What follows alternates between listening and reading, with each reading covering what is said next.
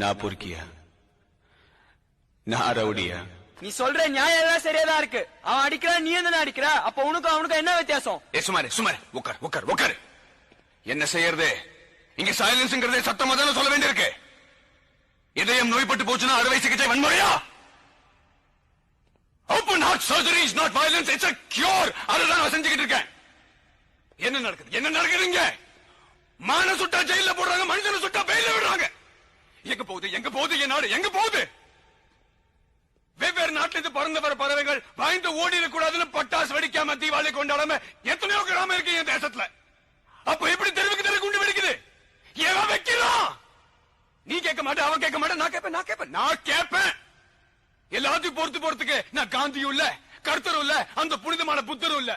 மனுஷன், சாதாரண மனுஷன் அடிச்சா வலிக்குதே, நான் கேட்பேன் நான் கேட்பேன். எனக்கு என்கிட்ட ஊரை தவிர வேற எதுவும் இல்ல. அடையறதுக்கு ஒரு லட்சியம் இருக்கு. வன்முறைங்கிற வார்த்தை ஒழிகிற வரைக்கும் நான் ஓய மாட்டேன். இந்த கோபமும் கண்ணீர் எனக்காக இல்ல, உங்களுக்காக தான்.